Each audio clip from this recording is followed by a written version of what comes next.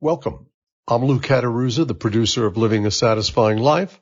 As always, we aim to highlight people who have experienced the ability to generate a joyful and satisfying life and are willing to share their process. This week, Dr. Eva Ritvo interviews Jennifer K. Hill. Her discussions unveil the different systems she uses and the kind of perspective she has adopted that allows for her magical results to be manifested. Jennifer also discusses some very personal topics, including the very human experience of grieving for someone who she experienced smiling on the outside, but yet was so troubled on the inside. Dr. Eva digs deep to uncover how Jennifer has been able to connect the dots and how that's allowed her to live a satisfying life. From starting and selling her business, or building homes for those in need in Nepal, to being able to travel the world speaking with luminaries like Deepak Chopra and meeting leaders of countries. Her unconditional contributing mindset has garnered her success and satisfaction, which in turn provides her the opportunity to be selective in the projects and clients who seek her wisdom. Her contact information will be listed on the livingsos.com website, and you can find her on her website at jenniferkhill.com. Now, here's Dr. Eva Ritvo and Jennifer K. Hill. Enjoy the interview. And if you like our podcast and think we should be doing more, drop me a line at loucataruzza.com. And please like and subscribe. Thanks. Good morning, Jennifer. It's lovely to have you with us all the way from Portugal, huh? Yeah, well, normally I'm based in Portugal, though today I happen to be in Mexico City. So a lot of my friends typically play, where in the world is Jennifer K. Hill today? So people kind of, it's like a map that you're trying to track where I am. Well, we played that with you, right? We got really confused. We thought you were in California and you want to get up at 6 a.m. And then I was excited you're in California. So we've already played that fun game with you. My brother calls it Where's Waldo? Exactly. One of my favorite games, or Where in the World is Carmen Sandiego, was one of my favorite games as a child. Well, you must be blessed with a lot of energy to do that. So that's a wonderful thing. I am so grateful. Yesterday was just magical. I mean, my life is one big miraculous adventure. I was with Deepak Chopra for a private retreat in Dubai a couple of weeks ago, and I met the most extraordinary man named Raul, who is the brother of the 53rd president of Mexico. And over dinner, we just happened to mention we're going to be in Mexico City. So Raul says, "Oh, mi amiga, let me have my family take care of you when you arrive." So we get whisked up to his amazing family ranch of like 300 acres, 2 hours outside of Mexico City, and got to dine in their beautiful home, eat fresh homemade tortillas, and ride their horses. I mean, it was just miraculous. Oh, that's incredible. How beautiful. That's so nice. Yeah. Did you do any work when you were there or just social? Well, for me, it's always a mixture. You know, I love the quote, I think it was the creator of Peter Pan who said, "It's only work if you'd rather be doing something else." So for me, it's all entwined and tangled and in a beautiful array of nothing is really work as long as you enjoy what you're doing. I love that. That makes a lot of sense. Very beautiful. So tell our listeners who don't know who you are a little bit about yourself and your background. Mm. Yeah, so it's funny. I'm actually listening to a book. One of my favorite things to do is to listen to books on Audible, and there's one I'm listening to called The Maid.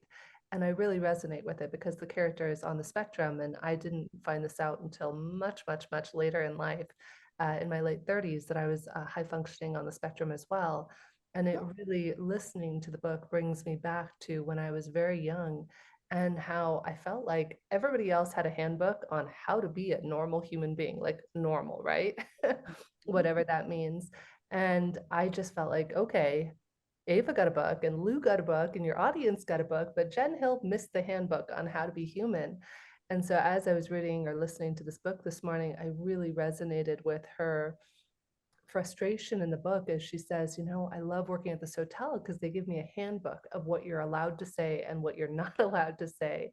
And so a lot of people don't know that about me. I really just tried to fit in and be normal, though I went through great, great, great, great hardship when I was younger because I was suicidal, I was depressed, I felt like I didn't fit in, and it really hit home for me this week one of my passions, I love dance. And there was a show that used to be called, I don't know if it's still on, So You Think You Can Dance, that I used to love to go to their annual parties. And I got to know a wonderful dancer by the name of Twitch, who just passed away, Twitch Boss, this last week from suicide. Mm. And it was interesting because here I am in Mexico City, and my husband and I went out for a wonderful dinner. And I just found myself breaking down in tears because it just hit home so much for me of, people don't realize, they look and they think, oh, you have a satisfying life. Yeah, life is great.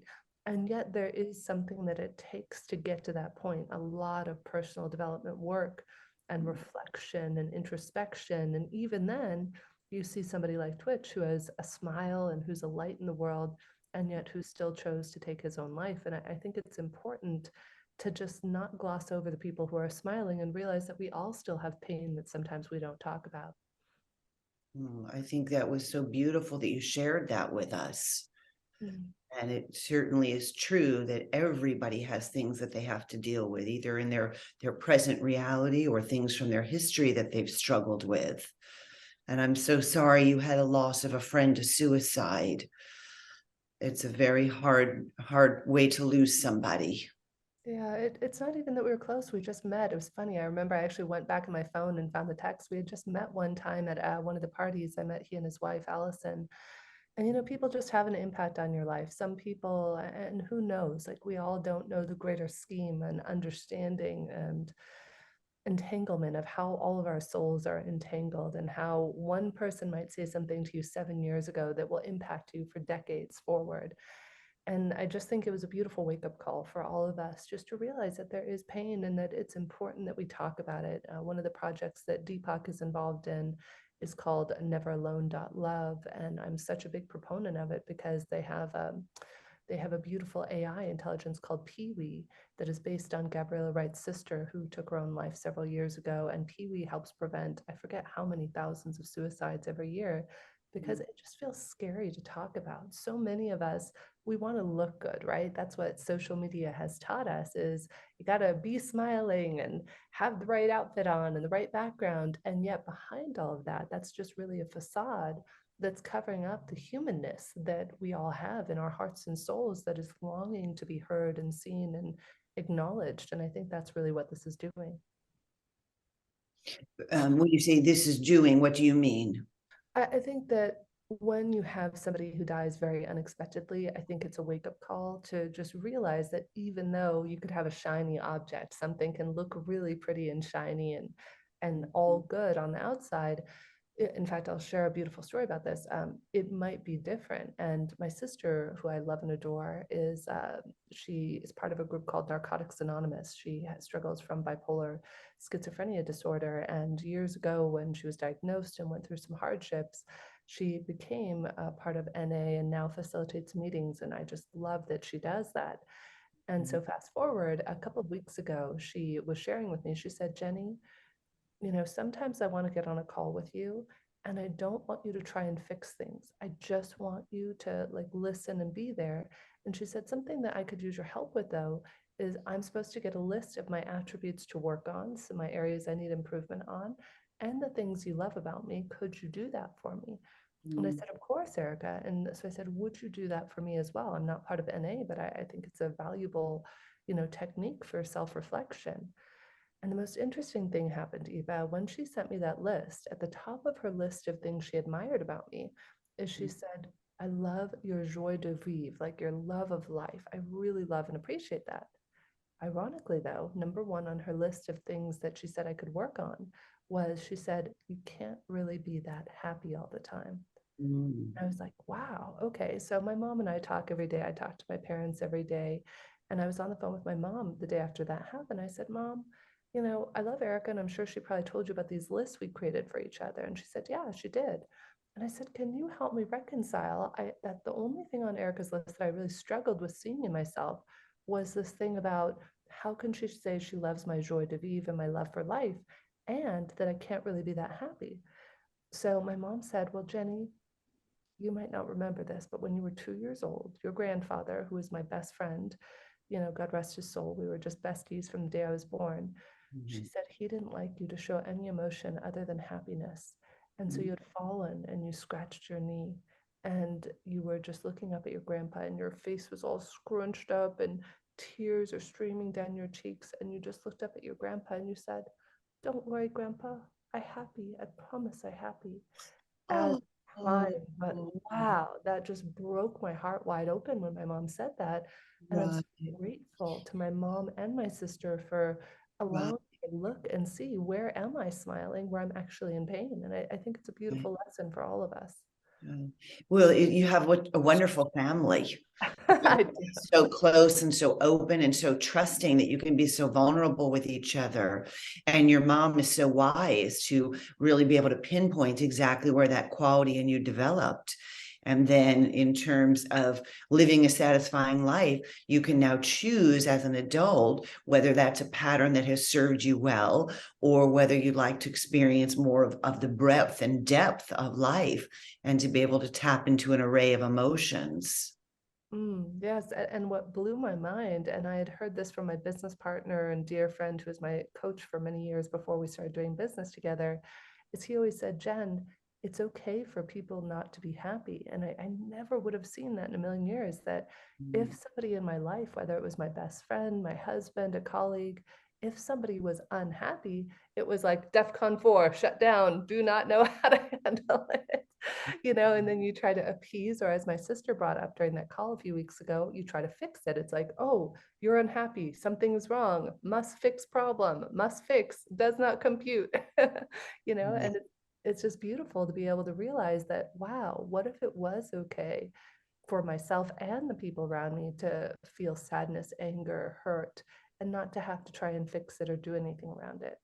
Yeah, I think it's more than okay. I think it's a necessity, right? Because we don't live in a bubble, and we do get our feelings hurt, and we do have to endure a lot of suffering. There's almost no way to get out of here without some suffering.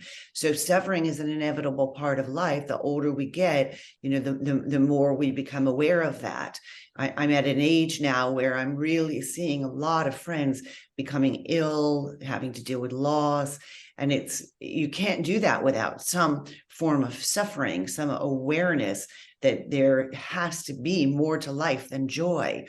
In psychiatry and psychology, we always tell people, don't strive to be happy, because that's a feeling. It's a fleeting, transient feeling. It's elusive. You want to strive to be whole, to experience all life has to offer. And then you can appreciate those moments of joy more, because you've had the contrast. And so for you, I think it's like your sister pointed out, this is to grow. We're all here to grow and learn. And your grandfather stunted your growth too in that area. And since you admired him so much, you stayed on the path that he showed you. And now your sister's showing you that there's a whole nother path that I think you'll find richer and fuller. Yeah, and you just hit on a really key word that was interesting. It ties into a meeting I was having yesterday on the word wholeness. One of the passion projects I'm involved in is something called the unitive narrative, that several of the evolutionary leaders, so I'm very, very blessed to be part of a group called the Evolutionary Leaders that Deepak Chopra and Barbara Marx Hubbard created about 13 years or so ago. And it's about 300 leaders from around the world, from thought leaders, scientists, media personalities. And we all collaborate on how we can make the world a better place. And yesterday we were having a conversation on what the words unitive and narrative mean. And we were talking about this idea of wholeness. And so my friend Jude Curvin, brilliant woman, I would highly recommend having her on the show, Thank best-selling you. author. And Jude was talking about this idea of wholeness. And I said, listen, guys, I'm stuck. I said, I'm really, really stuck on this, because wholeness, how do we have wholeness and how do we see the world as whole? And yet we still have judgment. We still have judgment of ourselves. We still have judgment of how we think things are wrong in the world. And so I couldn't see. And when we had this beautiful in-depth discussion around it, of how could you be whole and how could judgment still exist within that wholeness? And Jude, gave some beautiful feedback. And she said, Jennifer, what if wholeness doesn't equal perfection? I think somewhere along the lines, we've collapsed that idea of wholeness and perfection being synonymous, though Right. wholeness actually encompasses and encapsulates all of the beautiful imperfections. It encapsulates the judgments, and it's not about being perfect. It's about allowing the world, ourselves, one another, to be whole without it needing to be perfect. And that kind of boggled my mind. So that was a new awareness for you. And moving forward from that awareness, you'll be able to embrace all sorts of emotions. So I think that was a very powerful experience for you. And I agree that wholeness, it has nothing to do with perfection. My view on perfection is either everything is perfect or nothing is perfect, depending on your belief system. If everything's perfect, then there's no need to strive for it. And if nothing is perfect, then there's no need to strive for it. So either way, striving for perfection, to me, doesn't make any sense. Yeah, it's beautiful. And I share this because people sometimes look at me and they see on social and they think, oh, Jennifer has the best life ever. She's been in 12 countries in the last 2 months, and I get to travel here and be with these wonderful people. And yet, there's that kind of, if you were to pull back the curtain, the Wizard of Oz analogy, right? And you look behind the curtain, and these are the internal queries, quandaries, dialogues, struggles that we go through that doesn't often get shown on social media or in other areas. Well, you probably also don't show on social media the flights that are delayed, the connections that are missed, the baggage that was lost. I think social media, as you mentioned earlier, can be very harmful to people because it's going away from wholeness and it's showing a very curated version of yourself, and people living, at home, comparing themselves to that will, of course, end up feeling short. And so I think we have a tremendous amount of suffering now that's been induced by social media and by these judgments. That my life is not as satisfying as Jen's life. Look where she is. But it's those judgments that we need to move away from and try to experience the wholeness in all of our lives. And Mexico is interesting for you because it was such a high, such an unusual, magical experience. But at the same time, you became aware of a loss of somebody that meant something to you. To me, that's wholeness. To be able to experience that whole range of emotions in a very short time and have the bandwidth, so to speak, to withstand all those emotions. And that's your opportunity now for growth. And it's beautiful that your sister's growth is now rippling into your growth. And that is, as Deepak always says, you have this idea of entanglement. We are all beautifully entangled. Even the people, each one of you out there right now who's listening is entangled in some way or another because you were drawn to be a part of this conversation. And the more that we allow for the entanglement without making it wrong or judging it and just saying, wow, we are all so beautifully entangled. There was a book many years ago I read by James Van Praagh called Adventures of the Soul. And he's a medium. And I remember I'd never really heard much about this before reading the book. And he said, from all of the souls he's spoken with on the other side and the experience he's heard, he said it's like there's this beautiful interwoven spider web that covers the entire planet. And that web is every kind word we've ever said, every tear we've ever shed, and it's all entangled. And according to him and the people who had passed on, as we pass on to the other side, we feel the experience, the beautiful spectrum, as you just mentioned, of wholeness of every life we touched, every word we said, every impact and choice we made, and how that rippled out across the world and space and time. I just thought that was beautiful. Yeah, it's beautiful. And it's also beautiful that you bring that to the awareness of our listeners so they can recognize that every action they have has an impact way beyond what they can see. And to me, and I think Lou as well, I can speak for him, this is why we speak so much about kindness, caring, and gratitude, because those are the emotions that have a very positive and very lasting effect. If I ask you to remember something that somebody did that was kind, it's not hard to do, right? Yeah, and it is beautiful. I mean, every little act of kindness, that's one of the things that had me fall deeply in love with my husband, is he is just the kindest, most thoughtful man. Every person, everywhere we go, whether it's a hotel, a restaurant, a Uber driver, he's constantly getting people's names and asking them. And we just all have these beautiful, beautiful stories. And so often we kind of gloss over one another. And not everybody perhaps is meant to be an intrinsic part of our story, though everybody has the potential to leave an impact if we're just open and willing to receive it. Absolutely. And that's how you ended up in Mexico at this beautiful ranch, right? By being open to that.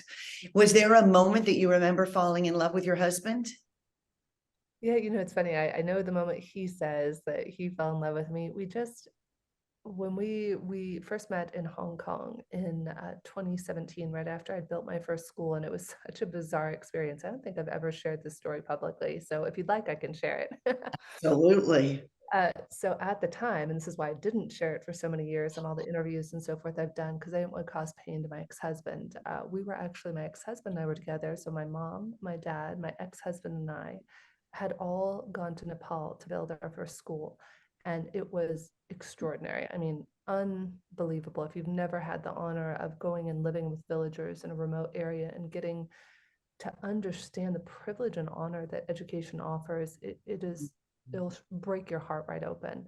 Getting to see that the parents sign or put their thumbprint that they promise to send their boys and girls to school, and even offering these evening classes for adult literacy, which was incredible. So we're like digging holes, no bathrooms, no anything. And on the way back, my dear friend and co-collaborator Arthur Samuel Joseph, who's a famous celebrity vocal coach, trained Tony Robbins and many others. Arthur and I have worked together for over 10 years. And around this time, Arthur said, Jennifer, I train the Ritz-Carlton staff worldwide, and I know the chairman. I insist, now that you're going to Nepal, you must stop at the Ritz-Carlton Hong Kong for one night at least, and I'll introduce you to the general manager and he'll take care of you. So it was something like out of a fairy book movie. So we land in Hong Kong. We've now booked, courtesy of Arthur, at the Ritz-Carlton Hong Kong for one night. And my parents were exhausted. They were, they're in their 60s, and they had just been building the school and digging. So they just decided to go to the hotel room and just go to sleep. And then they greet me, recognizing me upon my face. Miss Hill, let us escort you up to this suite. And they take us, to go from staying in dirt, the juxtaposition of that, to having a panoramic suite overlooking all of Hong Kong on the 105th floor was Wow. extraordinary. And my husband and I at the time were so exhausted. We were just beat. And so they say to us, would you like to have dinner here on site at our Michelin-rated restaurant on the 104th floor? And we're like, okay, we're just tired, whatever. We just want to go to sleep. So we get up there, and through a beautiful series of synchronicities, there was only one other table in the entire restaurant. So it's my current husband and myself. And sitting to my right is my future husband and his business partner. Like, you can't make this up. It was so bizarre. I barely said 2 words to my current husband. Here's the irony. My current husband and my ex-husband talked all night. They were like, da, da, da, da, and I am just exhausted. So they all talk. And like you do when you meet random strangers at a restaurant, you become Facebook friends. Oh, So, no. so we all became Facebook friends, and completely unrelated. A year later, I decided to divorce my ex-husband. And it was like, our paths just diverged. He loved golf and video games, and I love spirituality and meditation. And he was, kudos, if he ever hears this interview, to him. He changed my life for the better. He literally saved my life, because he was the one who set me on the path of spiritual development and personal development in my early 20s. And so fast forward, I decide to divorce my ex-husband, and we go through like we go to therapy, and we both pray and reflect and meditate, and we just decide it's not right. And so I formally asked him for a divorce. I think it was on October 24th. And I read him this beautiful letter saying, you deserve to find your one, and I will pray for that for you. And I want to find my one, and I want that for both of us. And so that was it. And, we kind of went our separate ways. And the first week of November, I had heard an intuitive message to go to New York. Now, the company who had acquired my last company happened to be based out of New York. And I just happened to, be going to New York that week. And ironically, this is a bizarre story. The CEO of the company, of the subsidiary that acquired us, left the company the day I'm flying to New York. He literally, we're supposed to see each other for dinner the next night with the CEO, sends an email to the whole company saying, I'm out of here and I'm taking half the company with. And Wow. you can't make this up. So I then am stuck, and the COO says, well, Jen, pick a different restaurant. I don't want to go where the CEO suggested. I'm like, I don't know restaurants in New York.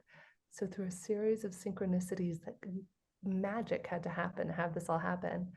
I posted on Facebook, who has restaurant recommendations in New York? My now husband is a diehard foodie. So he private messages me, here's all this. And he's like, if you want to grab a cup of coffee while you're in New York, just let me know.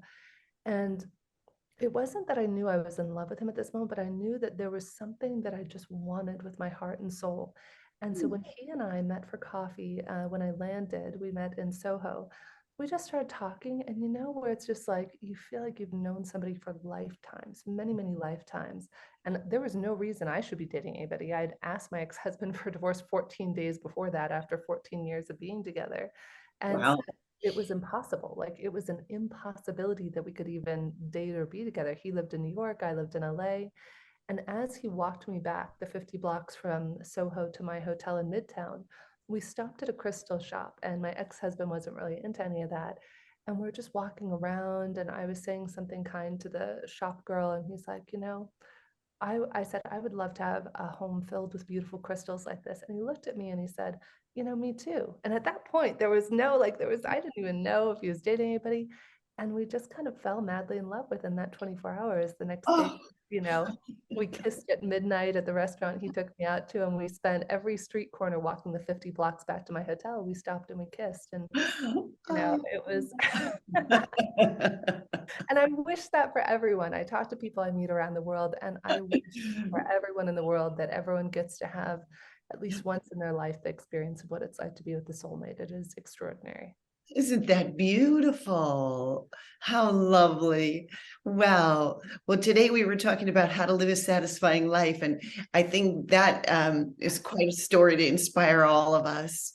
But it sounds like you just stayed with a very open heart, trusted your intuition, and allowed yourself to put yourself out there, whether it was asking for advice on Facebook, talking to strangers in restaurants, going to the Ritz, going to Nepal. So you're a very adventurous, brave woman. Yeah, it's about following our path. I think the universe is always lovingly guiding us. And it's so easy to say no, but, right? How often do we say no, but dot, dot, dot, dot? That's impossible. Why would I go to New York the first week of November? Why would I stop for a night in Hong Kong? And though if we tune in and we really tune deeply into that still, quiet, silent voice of our soul that is so drowned out by the noise of life around us. That's why I love meditation so much, is to reconnect to that still silent voice. It's from that place that we can connect to our purpose, connect to our soulmate, connect to the adventures and miracles waiting all around us. And about a year ago, almost exactly, there's a brilliant man named Dr. Todd Ovakaitis, who I was doing an interview with. And I shared with Dr. Todd, every night before I go to bed, I write down, how could I have lived today better? Mm. What am I proud of myself for? And what am I grateful for? And God bless Dr. Todd. He said, Jen, I'm going to challenge you to write down two more things. Mm. Challenge you to write down the moments of synchronicity or awe and the moments of miracles. And Mm. since that time, I now ask the universe to grant me 19 or more miracles every day and the wisdom to recognize and appreciate them. And every month now, I write down all my miracles for the month. And I think I had over 500 last month. I'm at over 300, I think, for this month. And it's extraordinary. When we look for the miracles, miracles are all around us. Oh, that's so beautiful. Another great example of getting wonderful advice from people that you connect with. Yeah. You seem like you're very open to getting advice and to following these bits of these pearls that come to you. And I think that also speaks to your openness, which is a wonderful quality. Maybe not getting that book when you were young was a gift. Yeah, it is. And that's the beautiful thing. You can focus on how life is against you and how bad things happen to you. Or as my husband and I say, we've both been through great, extraordinary hardships in our life in a variety of ways. And you look at it and how every moment, if you're able to cherish the greatest hardships and the greatest miracles, and even see the hardships as your greatest miracles, that's where life becomes miraculous. Can we end with a few examples of some of your miracles? Oh my gosh, so many miracles. I don't even know where to go. I remember I had been waiting. Do you want recent miracles? Do you Yeah, want? do yesterday, because you said you try to find so many within one day. That's what Yeah. surprises me. Yeah. So, gosh, one of the miracles, God, we didn't get in a car accident. We were so blessed as we were driving back. There was, you go around kind of a corner on this winding road, and then out of the blue, there were hundreds of cars stopped. And we were within inches, like centimeters of hitting this other car. And thank God we had this beautiful, extraordinary driver, I think Lalo was his name, who happened to protect us and literally saved us from getting in a horrible accident. That's a Or big miracle. yeah, it was a huge one. Or getting to, getting to be at my friend Raul's ranch, his private family ranch, and getting to go horseback riding. I had never, like, he had all these jumpers and different things, and I got to gallop around and just, oh, it was just magic. And then getting to pet a baby donkey named Burrito. I mean, who does that? Who gets to pet a baby donkey named Burrito who's cuddling his horse buddies? I mean, it was just adorable. Well, yesterday sounds like an easy day to pick miracles, right? How about the last day that you were traveling? Because travel is so hard for so many people. That is a great question. And here's where I'm actually going to challenge you and say travel days are the easiest days to see miracles. Most of us don't recognize and appreciate them. A Like great, the a idea of travel alone, right, is a miracle. Well, It's and the like- idea of travel alone, I never take it for granted. When my flight takes off on time, miracle. I landed safely, miracle. And it's all about our perspective. That's what I love is so many of us. There was a quote I actually posted a few months ago on social, and I said, listen, you will never be able to appreciate the big miracles if you can't recognize and appreciate the little ones. And it's also Einstein's quote, you either see everything as a miracle or you see nothing as a miracle. And for me, my criteria for a miracle is what is something that was probably not necessarily going to happen if everything just went about its way. Like, you just never know. Yeah. I think that gets to where we like to talk about, which is gratitude, is making that shift from not taking things for granted to feeling grateful, because waking up in the morning is a miracle. And not everybody gets that miracle. And getting out of bed and having food in your refrigerator is a miracle. My daughter flew in and landed at 11 last night, just on a spontaneous trip due to COVID. Everyone had to change plans. That was a miracle. So I really appreciate your giving us concrete tips that we can all work on to help live our most satisfying life. You're a very inspiring woman, and I appreciate your taking the time out of your busy schedule to be with us. And I look forward to following you on social media and learning more.